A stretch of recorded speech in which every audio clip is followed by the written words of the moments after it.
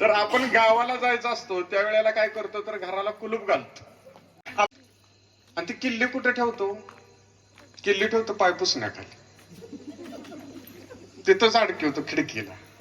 बरोबर का चेअरमन साहेब?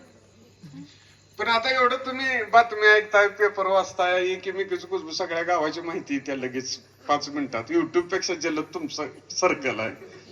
असं कधी ऐकलं का हो? चोरानं पाय पुसण्याखाली किल्ली घेतली, कुलूप काढलं आणि चोरी केली. खिडकीजवळच तोच कुंडीत दगडाखाली ठेवलेली किल्ली घेतली, कुलूप काढलं ना. त्याला वाटतच नाही की हिने तसं केलं असेल, म्हणून ते कटावण्यानं दरवाजा मोडून आत जात. त्या गॅस कटरनं पाक खिडक्या तोडतय ना आत जाते, पण तिथली किल्ली घेत नाही.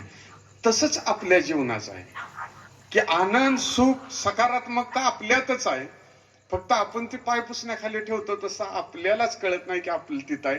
आपण कटावण्या फोडाय बघतोय, मग आपण 5-5 हजार 20-20 हजार देऊन मन शांतीसाठी. तर मन शांती, उत्साह, आनंद तुमच्या माझ्यामध्येच आहे हे कळण्यासाठी शिवजल महोत्सव साजरा केला जातो. म्हणून आपण ते घ्यायचं आहे सगळ्या.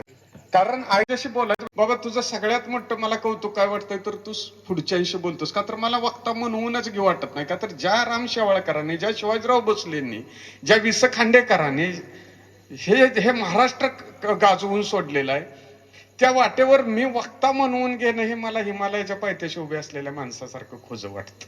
म्हणून मी लोकसंवादक म्हणतो. मी आपलं माझ्या आया बहिणींशी, भावांशी गप्पा मारतो, त्यांच्या आयुष्यात सुख निर्माण करण्याचा प्रयत्न करतो.